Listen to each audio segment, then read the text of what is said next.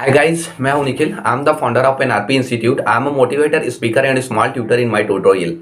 आज हम लोग बात करने वाले हैं एजुकेशन कितने प्रकार के होते हैं और सही नजरिए से हम कैसे देख सकते हैं एजुकेशन को और किस तरीके से हम अपनी ज़िंदगी को एजुकेशन के बदलते बलबूते पे हम अपनी ज़िंदगी को कैसे बना सकते हैं, इसके बारे में हम लोग देखने वाले हैं। तो सिंपल सा कॉन्सेप्ट है यार, एजुकेशन यानी कि शिक्षा। और शिक्षा अगर हम देखें तो शिक्षा हमारे पास होती है एक फॉर्मल एजुकेशन जिसको स्कूली पढ़ाई बोला जाता है, दूसरा स्किल बेस्ड एजुकेशन जिसको टैलेंट बोला जाता है और टैलेंट बेस्ड एजुकेशन के नाम से जानते हैं, और तीसरा होता है रिलेशनशिप एजुकेशन, और चौथा होता है लाइफ लर्निंग एजुकेशन, और पांचवा होता है फाइनेंशियल एजुकेशन। क्या होता है? Financial education. अब आपको मैं बताने वाला हूं, मोस्ट कॉमनली अगर हम देखें तो 100% यूथ एंड स्टूडेंट में से अगर हम देखें तो उनको लगता क्या है कि फॉर्मल एजुकेशन को ही जानते रहते हैं और बाकी की एजुकेशंस को वो इनडायरेक्टली नेग्लेक्ट करते रहते हैं और फॉलो नहीं करते हैं। दैट्स वाई उनकी जो लाइफ है, बहुत सारे यूथ की जो समझ जाते हैं वो बना लेते हैं और बहुत सारे यूथ अनएम्प्लॉयमेंट का शिकार हो जाते हैं। और आप देखे होंगे कि बहुत सारे यूथ अभी तक अनएम्प्लॉयमेंट है, जैसा मिलता है वैसा काम करते रहते हैं। तो सिंपल सा है, फॉर्मल एजुकेशन मतलब स्कूली पढ़ाई। इसका मतलब ये है आ आई अनाराम ये सब सिखाया जाता है, ABCD सिखाया जाता है, फिजिक्स केमिस्ट्री मैथ सिखाए जाते हैं।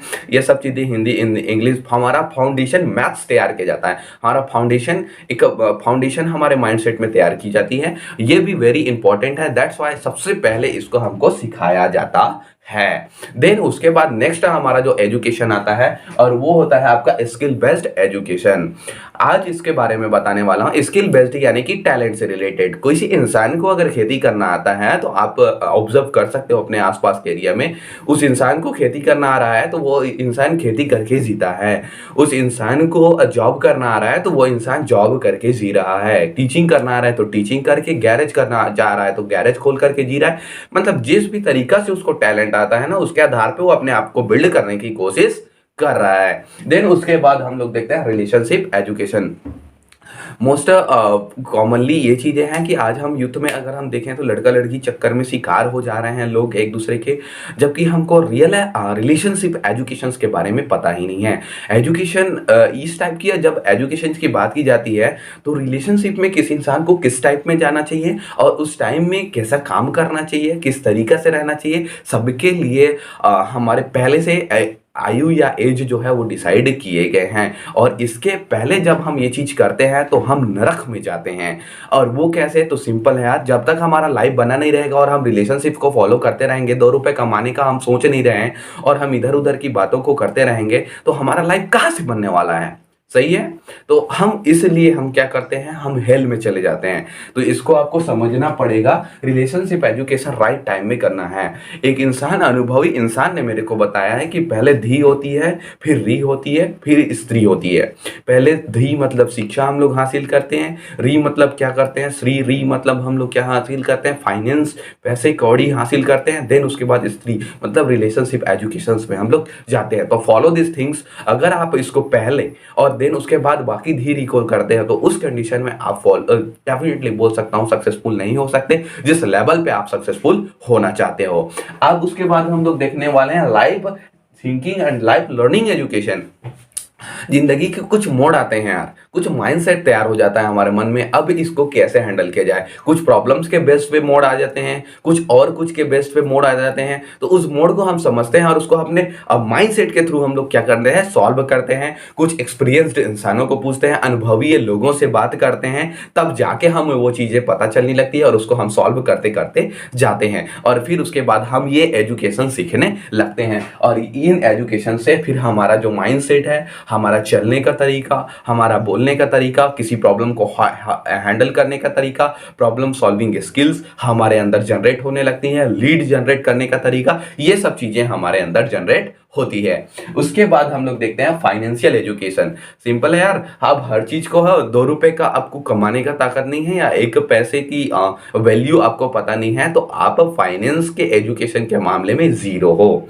और इस जीरो के बदौलत आप अपने लाइफ को डिजाइन नहीं कर सकते। मैं ये नहीं कह रहा कि finance is everything, but finance क्या है? Finance is a most important things for expenditures and expenses for the life. हम सिंपल सा समझ सकते हैं, फाइनेंस, पैसा क्या है, पैसा ज़्यादा इंपॉर्टेंट तो नहीं है, ज़िंदगी से ज़्यादा इंपॉर्टेंट नहीं है, लेकिन एक चीज़ है, ज़िंदगी देने के लिए और ज़िंदगी को बनाए रखने के लिए इंपॉर्टेंट है, इसलिए फाइनेंस की एजुकेशन इंपॉर्टेंट है। मेरे गुरु ने कहा है, बेटा एक पैसे बचाने की जिस दिन तेरे में एबिलिटी जनरेट हो गई, तब जाके तू रियल एजुकेशन, फाइनेंस एजुकेशन को समझ जाएगा। और अगर तू एक पैसे को बचाने की कैपेसिटी जनरेट नहीं कर पाता है तो रियल में तुम फाइनेंस एजुकेशन को नहीं समझ पाते हो। तो सिंपल है यार, फाइनेंस एजुकेशन को समझिए। अगर आप 18, 19, 20 के हो गए हैं और अभी तक कमाना नहीं सीख पा रहे हैं तो कोई भी विधि से द्वारा आप अपने टैलेंट्स को जनरेट करिए। आपके पास जो भी टैलेंट होगा उसके बदौलत कमाइए, शर्माइए, लजाइए मत। शर्माने लजाने से कोई भी इंसान आपको नहीं पसंद करता है। और सिंपल एक और चीज़ है, जब 2 रुपये आपकी खंगेगा ना तो यहाँ पर कोई भी देने वाला नहीं आएगा। तो यहाँ पर ये ध्यान देना, फाइनेंस एजुकेशन वेरी इंपॉर्टेंट है। आप अभी से 18, 19 के हो गया हो तो आप कमाना स्टार्ट कर दीजिए। इन टाइप के एजुकेशन को जब तक हम फॉलो नहीं करते हैं, लाइफ में हमारा बदलाव और चेंजिंग और हैप्पीनेस नहीं आता है।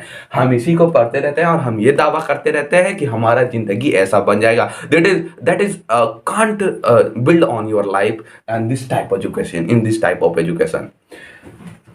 Education is very important, but ये तो चीजें भी इंपॉर्टेंट है ना। और इन चीजों को आप नहीं सीखोगे तो कहाँ से आप जानोगे कि क्या चीज कैसे होते हैं।